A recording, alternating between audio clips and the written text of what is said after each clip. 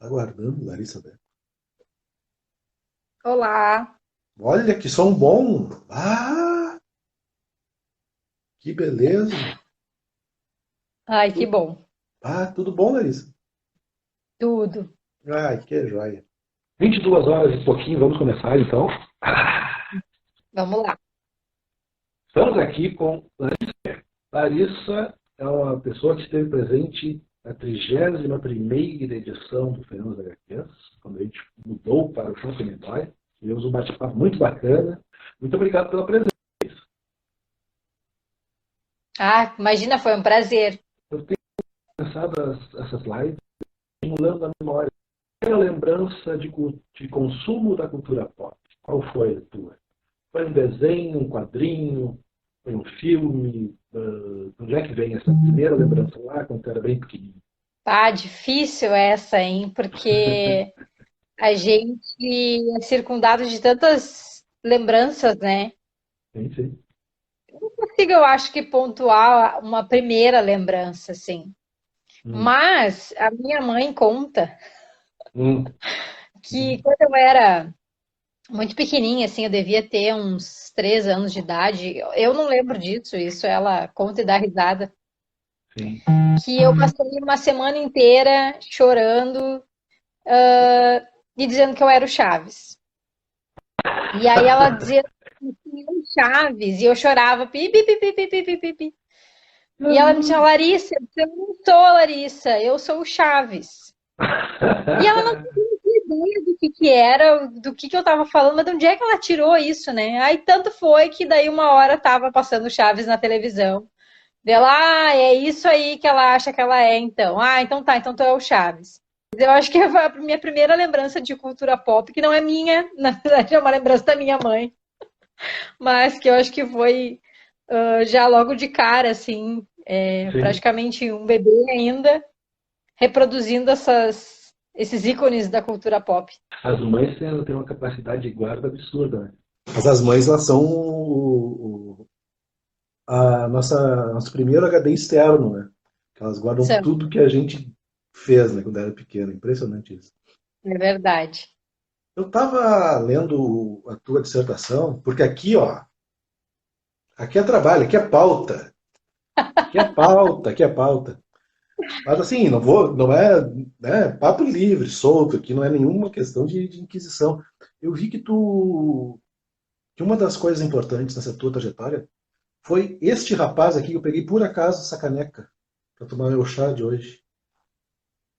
Conta isso, porque eu achei muito bacana aqueles parágrafos que tu colocaste ali. Sim.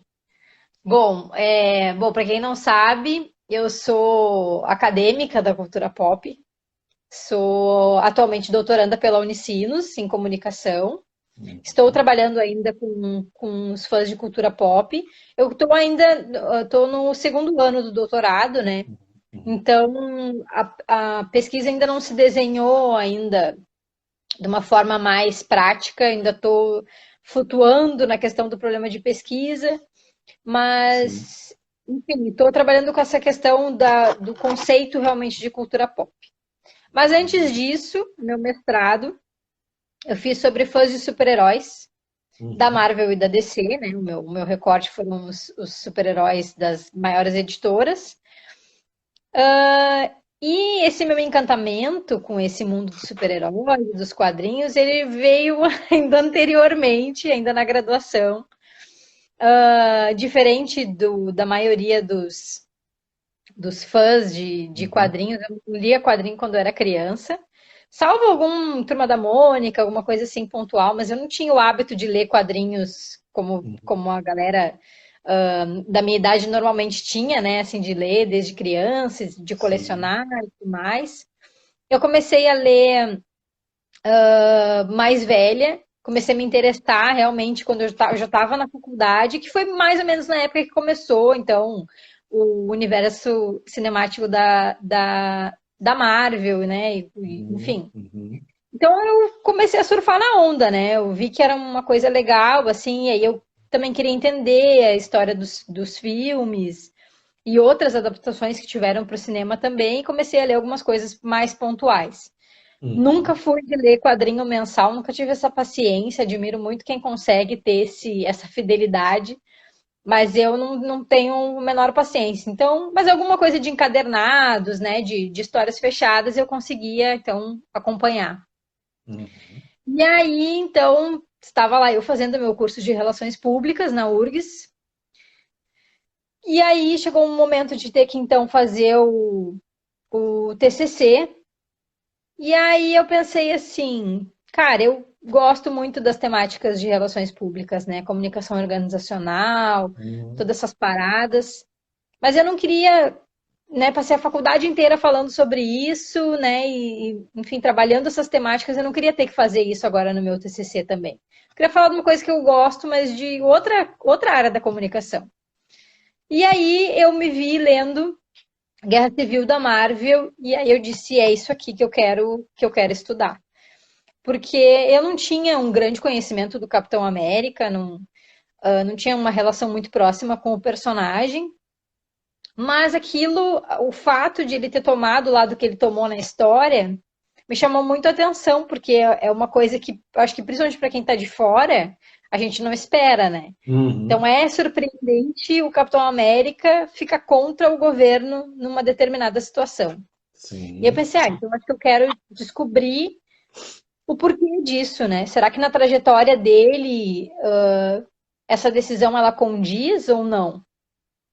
E aí eu fui, então, estudar o Capitão América e traçar realmente a trajetória dele para conseguir chegar lá nos anos de 2006, quando o Guerra Civil foi lançado, para ver, bom, faz sentido ou não faz sentido, né?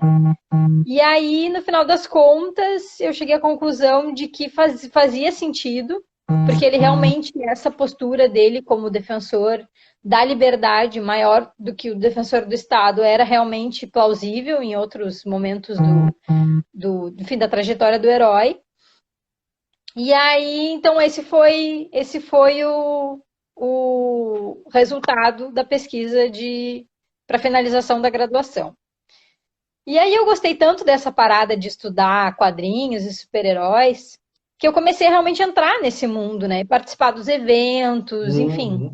Uhum. E Uhum. aí eu fiquei mais encantada ainda pelos fãs dessa cultura toda.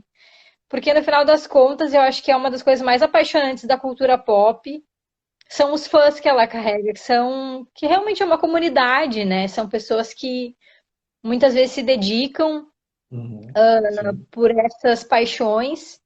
E aí, quando eu fui então fazer minha pesquisa de mestrado, eu vi que essas paixões, elas não são somente hobbies, elas não são somente formas de entretenimento. Elas são partes constituintes das identidades dessas pessoas.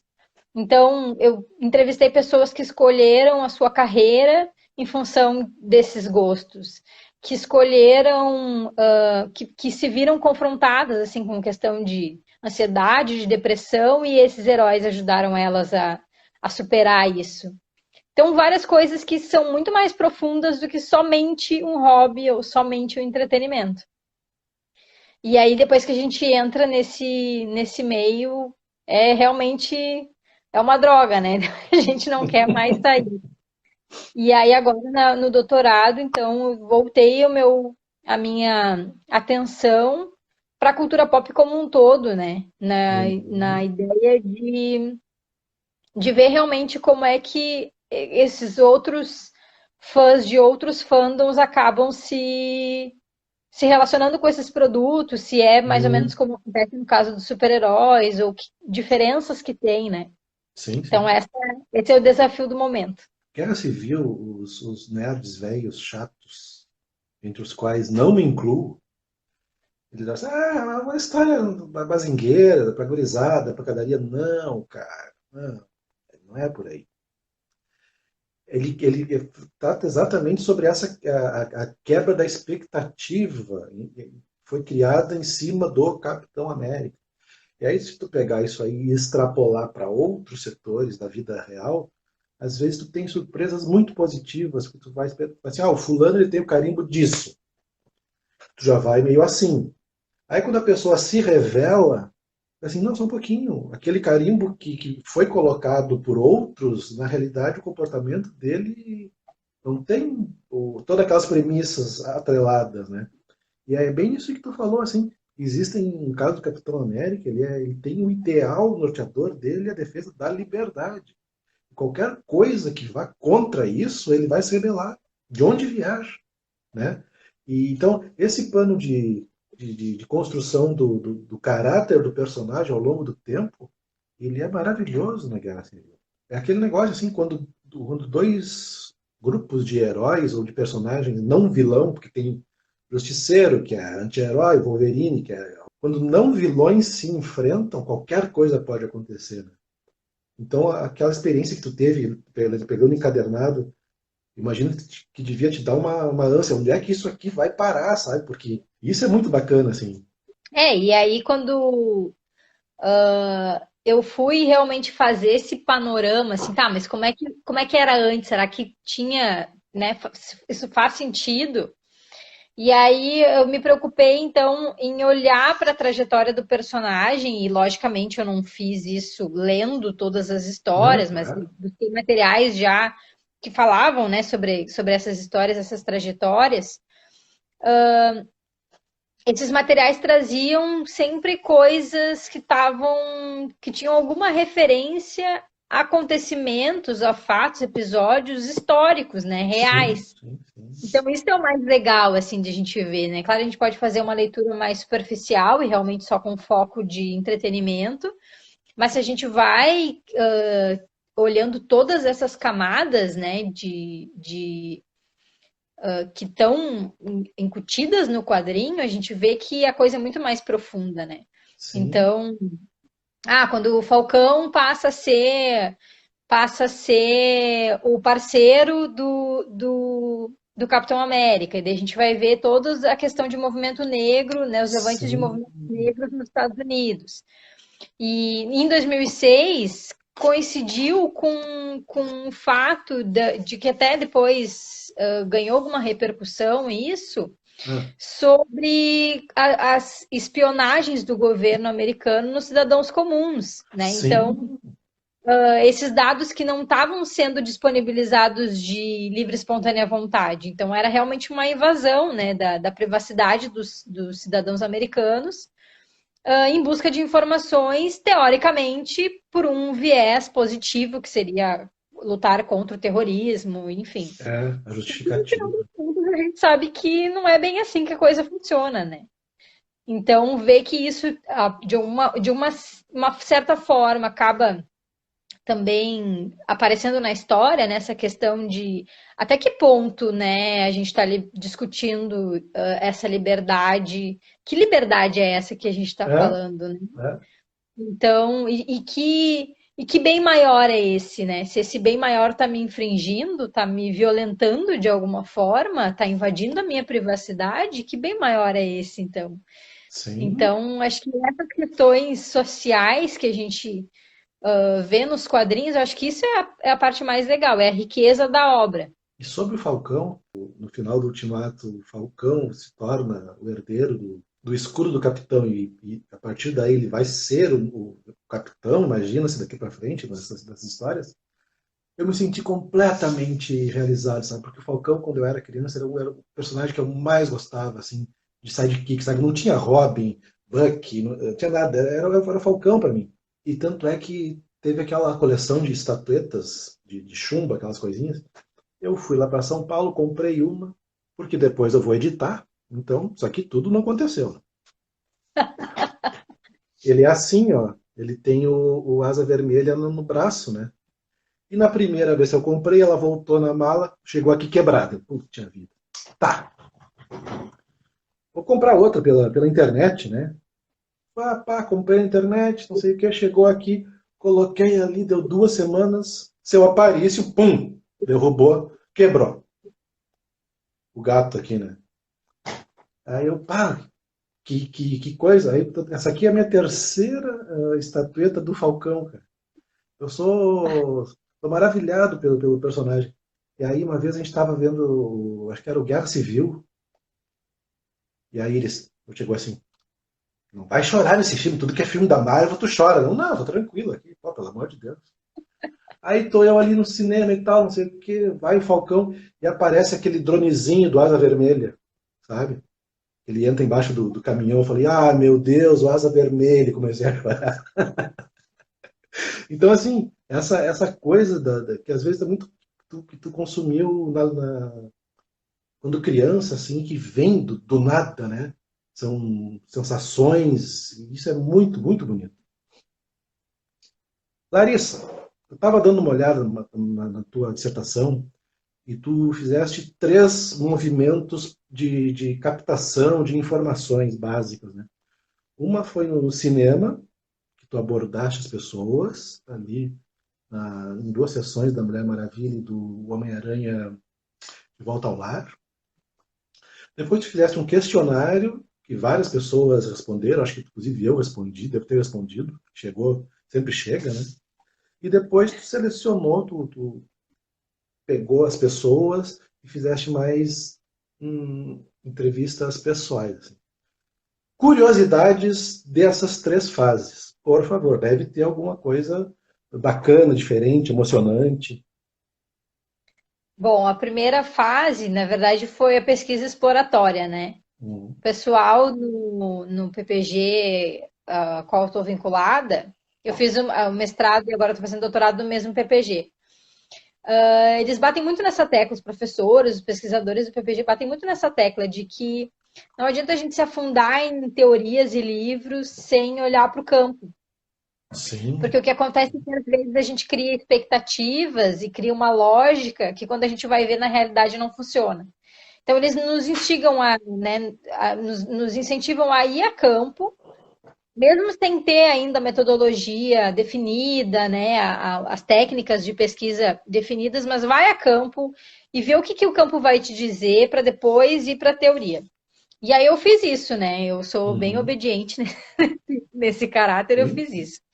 E aí eu fui para sessões de cinema, porque eu entendi que a sessão de cinema era um mini evento, assim, né? Onde eu ia encontrar esses fãs efetivamente. Então era uma forma mais fácil de encontrar esses fãs. Sim. E conversar com eles, e ver quais eram as reações. E a minha dissertação de mestrado está muito embasada na questão da performance. Mas não da performance como uma coisa artística, da performance como as práticas e comportamentos que a gente tem no dia a dia, né? Todos nós somos performáticos em certa forma, né? Então, Sim. a forma como a gente demonstra fazer alguma coisa é uma performance, né? Então, quando a gente vai no cinema com a camiseta do personagem, isso é uma certa Uhum. performance. Então, eu fui para observar essas performances dos fãs. E aí, no primeiro momento, então, dessa pesquisa exploratória, foi engraçado, porque eu simplesmente abordava as pessoas. Oi, tudo bem? Eu faço mestrado e eu estou fazendo uma pesquisa sobre fãs de super-heróis. As pessoas ficavam meio assim, tipo, quem é essa louca, né?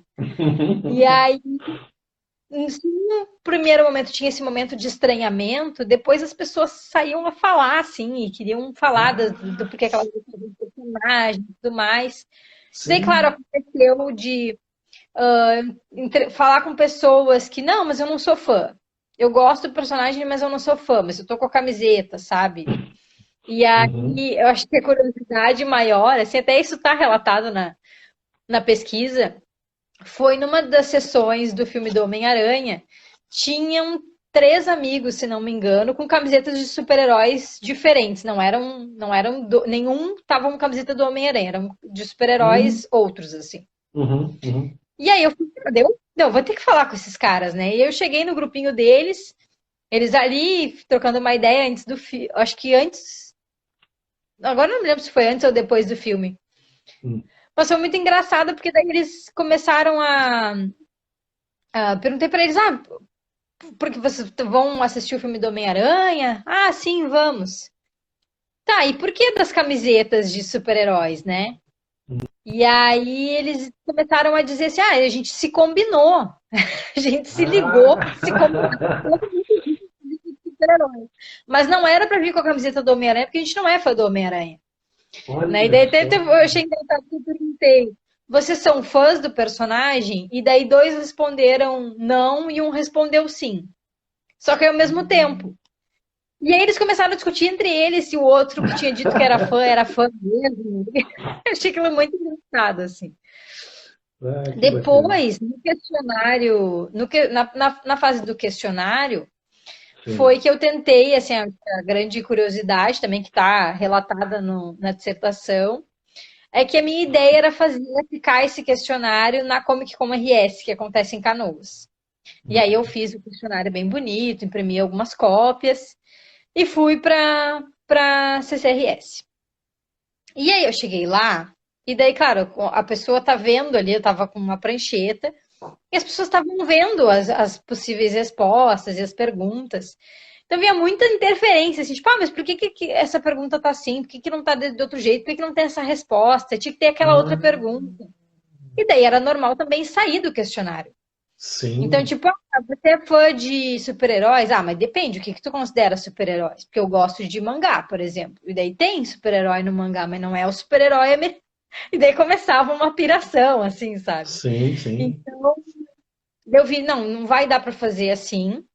Eu consegui fazer só 13, Ah, 13 questionários, uma tarde inteira. E aí eu fiquei exausta, eu pensei, isso não vai dar certo, eu preciso também, eu queria pegar um número maior de pessoas, né, para ter claro. realmente uma amostragem um pouco mais representativa dessa comunidade. E daí eu decidi, não, vou fazer um questionário online e vou jogar na internet e vou ver o que acontece. Muito E bom. aí a notícia boa foi que o questionário se espalhou, até o Sidney Guzmán compartilhou no perfil Uhum. dele.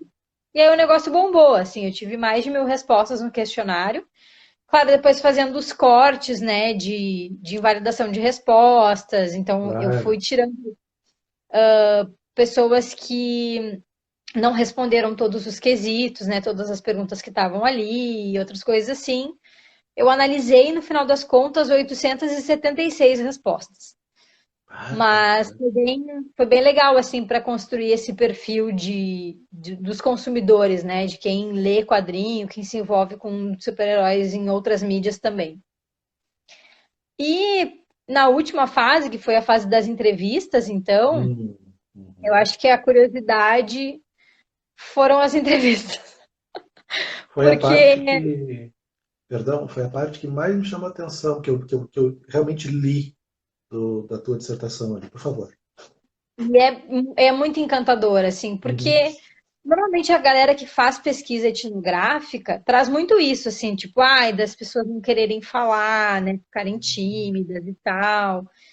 E eu pensei, eu vou ter que achar um jeito, né, de fazer essa galera falar. Eu fiz várias estratégias, eu não vou levar nada para anotar, eu só vou gravar o áudio, porque eu acho que a pessoa fica mais apreensiva também se a gente está escrevendo, e eu queria prestar atenção em tudo, né, Uhum. nas performances. Então, como que a pessoa fala, como que ela gesticula, né? Não queria ficar anotando. E eu fiz uma série de estratégias para conseguir que as pessoas falassem. Só que o que eu estava entrevistando não são fãs, e fãs adoram falar sobre as coisas que eles gostam. Então, Muito o bom. pessoal, assim, era meia hora de entrevista, 40 minutos de entrevista e uma enxurrada de informações. E o que mais me surpreendeu não é só a questão de quantidade de informação, mas de Uhum. qualidade. Então, relatos super pessoais, super sensíveis, Uhum. super íntimos da relação com Uhum. o personagem. E eram pessoas que eu Sim. estava vendo pela primeira vez na minha vida, e elas estavam me vendo pela primeira vez na vida. Então, isso também poderia ter gerado algum tipo de estranhamento. É. E rolou, assim, uma química com todos os entrevistados. Foi muito legal. E, bom, basta ler a dissertação para ver realmente a riqueza dessas informações, É. assim, de como que esses fãs se envolvem com esses personagens, se envolvem com esse universo, como é uma relação bonita, sabe? É uma coisa assim que, por exemplo, eu trabalho com história de empresas desde 99, né? E todo livro, resgate histórico, tem que passar pela história oral, né? Que aí é toda essa técnica de ir afrouxando a pessoa, de ir seduzindo para que ela abra, né? Mas tu acabou de falar uma coisa muito que acontece quase sempre, assim. Porque assim, o assunto central teu e dela é um assunto querido pelos dois. Interessante pelos dois. Interessante pelo teu viés que está estudando, e interessante pelo viés do fã, do entrevistado, né? Que tem essa relação de afetividade com o objeto de estudo. E a mesma coisa acontece quando eu vou falar sobre, seu fulano, quando, aquela parte, quando a empresa saiu daqui para São Paulo, então tem o norte meu é a empresa. Eu quero saber as informações da empresa e ele tem a lembrança da empresa, sabe? E quando tu consegue chegar nessa afetividade, deu, não tem erro. É bem isso. É, né? É bem Que isso. é muito bacana isso lá. Foi Pode falar. muito, é, acho que desafiador até para mim, como Sim, assim, no início da minha carreira, né? Minha carreira de pesquisadora ainda está no início, né? Mas claro, claro. ainda mais no início, hoje eu ainda tenho alguma maturidade assim acadêmica, mas na época, vivendo tudo aquilo pela primeira vez e tendo que, e assim, ouvindo depoimentos maravilhosos, e a gente tem que manter uma certa postura, Uhum, assim, mas uhum, uhum. dá vontade de chorar, assim, sabe? É, De é. emoção realmente com os depoimentos. E, cara, daí na hora que a gente tá ali junto, a gente tá muito focado, muito pensando na pesquisa, mas depois quando eu me deparei com a análise Ah, sim. desses falas, foi que eu me dei conta, nossa, eu tenho muita sorte, né? Sim. Claro que o método me ajudou muito. A etnografia, como norteadora da pesquisa, me ajudou muito. Mas, sem sombra de dúvidas, eu tive sorte de ter pessoas que toparam participar Uhum. da pesquisa e que produziram essa pesquisa junto comigo. Né? Foram coprodutoras da pesquisa junto comigo. Porque sem elas eu não teria tido, eu acho que, um trabalho tão rico, sabe? E eu não sou nada modesta em dizer isso, Não, mas é porque verdade. eu sei que não é um mérito meu, que é um mérito delas. Sim, sim. A gente trabalha, no meu caso da história de memória, a gente trabalha com a história dos outros. Não é a minha história, é a história do cara lá que está falando. E esses processos emocionantes, assim, tem muita história. Vou contar aqui ligeirinho para ti, porque depois eu vou editar. Teve um senhor que eu perguntei para ele quando é que foi inaugurada a fábrica tal, e ele, 23 de janeiro de 68. Eu, eita, como é que o senhor sabe disso, né? E ele, porque no dia 22 de janeiro de 68 eu perdi meu grande amor. E o velhinho começou a chorar. Qual era a moral? O cara ele ia se casar e estava lá longe montando a fábrica tal. E a mulher aqui, a noiva, fulano, tem que fazer isso, tem que fazer aquilo, X, Y, Z, e o cara focado lá. Moral da história, quando um dia antes da ação, o cara levou o vermelho da noiva.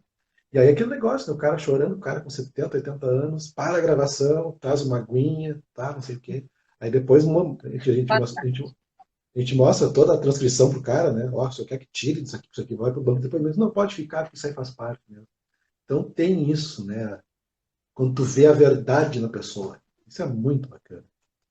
O papo tá bom, mas o tempo tá correndo e temos pouco mais de 15 minutos ainda. Eu tenho aquelas perguntas chatas, que eu sou assim. Eu primeiro faço que as pessoas sintam a vontade, depois eu começo a apertar elas, né, aos pouquinhos. Larissa, vamos lá então. Marvel ou DC? Marvel. Por quê? Acho que a minha história junto com a personagens, né? Acho que fala por si só, assim.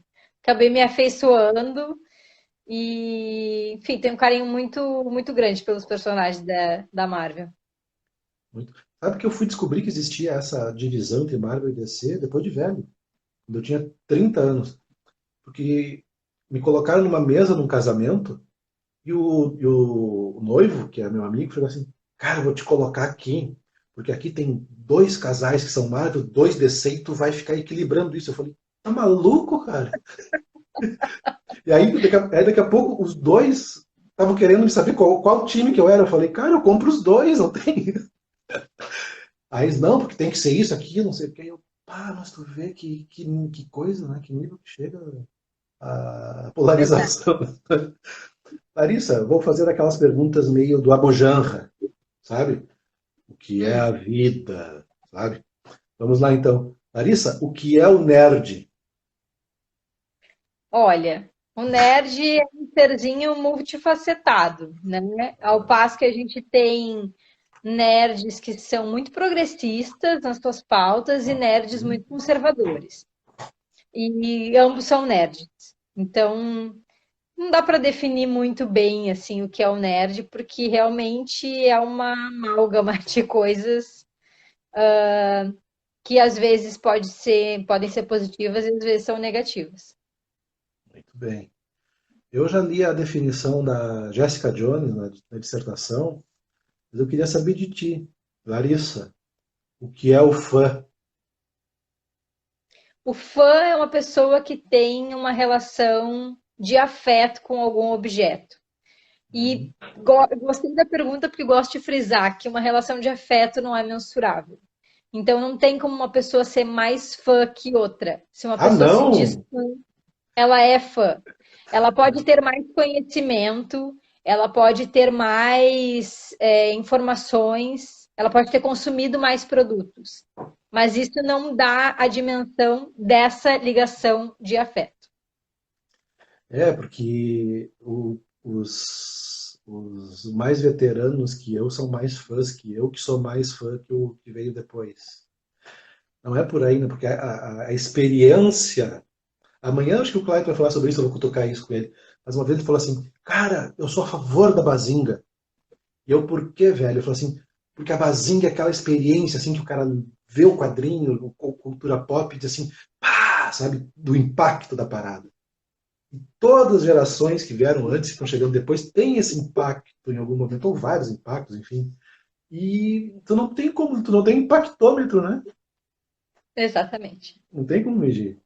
Por fim, Larissa, eu gostaria que tu falasse sobre essa quadrinização que está chegando aí, da dissertação, que foi matéria em vários locais, vários sites nacionais, regionais, enfim, fale como é que está esse, em que pé está essa quadrinização que, para mim, é aquela postura não li e já gostei. Fala um pouquinho. Bom, para quem não sabe, eu, o Fábio mesmo, e o Thiago Krenin temos o projeto que se chama Caçadora de Fãs, uma aventura acadêmica, que nada mais é que uma história em quadrinho que vai contar a trajetória da minha pesquisa de mestrado. Eu sou duplamente sortuda de ter esses dois que toparam essa empreitada comigo. São artistas maravilhosos, pessoas maravilhosas, que realmente toparam fazer esse quadrinho, que foi uma ideia, tá aí o nosso marcador de páginas, que foi uma ideia que surgiu numa reunião de grupo de pesquisa, que a gente estava falando sobre que formas de popularizar, então, esse conhecimento acadêmico que a gente estabelece, né? E aí começaram, a Carol tá pesquisando rock gaúcho, ela tinha que fazer uma exposição com esses materiais que ela tá coletando Uhum, sobre as bandas, sobre os shows e tal. A Larissa uhum. tinha que fazer uma HQ. E aí, pá, isso aí dá negócio, a gente pode realmente ver isso aí, né? Só que eu não sou quadrinista, tô muito longe de ser. E aí eu não consigo fazer isso sozinha, mas eu vou achar quem faça comigo. E aí eu falei com o Fábio e depois eu falei com o Thiago e aí casou o time perfeito, assim, a gente se deu super bem. O quadrinho já está finalizado, né? Ah, que bom. Já foi desenvolvido. Então agora a gente está na fase final de lançamento. Em função da pandemia, né, a gente vai fazer primeiro o Sim. lançamento digital do quadrinho, em e-book, em outras plataformas de venda de e-books. E aí, no segundo semestre, se tudo normalizar, a gente faz um evento para entregar os impressos também. A gente fechou com a editora VEC a publicação, Uhum. e até hoje o Arthur da VEC estava me mandando a ficha catalográfica e ISBN, então Eita. realmente a gente está na finaleira, assim. Eu acredito que mês que vem já vai estar disponível para quem não conseguiu apoiar no Catarse, enfim, comprar a sua versão e nos ajudar a espalhar a palavra da caçadora de fãs. Muito bom, muito bom. E assim, o Tiago e o Fábio, não tem o que dizer, né? São pessoas queridas no trato, de boa índole, de pessoas excepcionais. E além disso, o Thiago é um artista que tu bota o olho, tu sabe que é ele que desenhou, por exemplo, aqui, né? E o Fábio é um exímio roteirista, então já é sucesso, não tem por onde, tá? Maravilha. Eu Estamos. já li, né, o Diga. quadrinho. Eu sou muito suspeita para Ah! falar. Mas eu me diverti horrores, assim, porque a ideia é contar como que a pesquisa aconteceu na prática, mas, claro, trazendo elementos que são dos quadrinhos, né? Então, a questão da ficção, a questão do superpoder, né, dos conflitos. Então, tem Sim, uma sim. narrativa divertida e irreverente para contar como é que foi essa história toda. E eu tenho certeza que a galera vai gostar. E eu espero que, por um lado, chegue em pessoas que estão fora da academia e Sim, que deem um valor diferente para a ciência, né? Porque a gente tende a pensar que ciência é as ciências exatas, é o que o pessoal está fazendo dentro de um laboratório. E o que a uhum. gente faz nas ciências humanas também é ciência, né? Não é à Sim, toa que a gente sim, tem nas sim. ciências humanas. Então, mostrar esse valor, né? Essa importância que tem esse processo científico e como que a gente faz isso na prática realmente, né? Como é que funciona o nosso laboratório? Claro. Então, espero que o pessoal realmente curta muito a história e que cheguem pessoas que ou não tinham tanto contato com os quadrinhos ou que não tinham tanto contato com a academia. Eu acho que vai dar uma mistura legal. Muito bom, muito bom. É que as ciências humanas ela se caracteriza pela riqueza de metodologias, né? O pesquisador humano ele tem essa capacidade, às vezes até o dever de inventar uma metodologia para solucionar o seu problema. Isso que é o que, para mim, que também eu sou um cara da história, ciências humanas, portanto, é o bonito das ciências humanas, sabe? Poder juntar, pegar as partes que te servem, retrabalhar, ressignificar elas, é muito bacana. Larissa, eu quero te agradecer muito a presença, foi um bate-papo bem bacana. Cumprimos a nossa pauta, está aqui zeradinha, tudo riscado, que é trabalho, rapaz. E, por favor, agora os minutos finais é para tu divulgar tuas redes, o que tu quiser falar, que quiser te divulgar agora, o espaço é teu. Vamos lá. Bom, primeiro agradeço ao Christian pelo convite. Acho que é uma oportunidade sempre legal, né, de estar reforçando esse trabalho que ele faz, principalmente o nome do quadrinho independente aqui no estado. Então, sempre legal participar. Quem quiser acompanhar um pouco mais do meu trabalho como pesquisadora, pode seguir os dois grupos de pesquisa ao qual eu sou vinculada, que é o Cult Pop e o Cult de Cultura. O Cult de Cultura tem canal no YouTube e toda semana tem vídeo novo lá, com uma pegada acadêmica, mas não tanto, pero no Uhum. mucho, para que o pessoal consiga também entender um pouquinho das temáticas que a gente trabalha. O Cult Pop tem uma atuação maior no Instagram. E agora também, com esse cenário de pandemia, deve em seguida começar a publicação de vídeos e coisas um pouco mais na linha de entretenimento. O Cult Pop tem uma série de podcasts no Spotify, Diva Pop, que daí também já participei de alguns episódios, quem quiser pode conferir lá. E falar do Caçadora de Fãs, né? Que a gente tem aí os perfis tanto no Facebook quanto no Instagram, para divulgar o projeto, divulgar o que está acontecendo e fazer um pouquinho de divulgação científica também, sempre que possível. É isso aí, então. Eu agradeço mais uma vez a Larissa. Recado final nesse momento aqui de pandemia só pode ser aquilo. O recado final só pode ser aquele tradicional.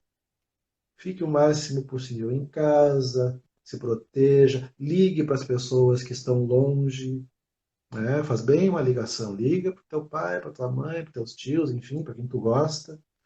Peça colo e dê colo. E de resto, daqui a pouquinho, ali na esquina, a gente fazendo isso, a gente vai se encontrar nos eventos de cultura pop da vida. Valeu, Larissa. Até mais. Valeu. Obrigado. Tchau, Tchau. tchau.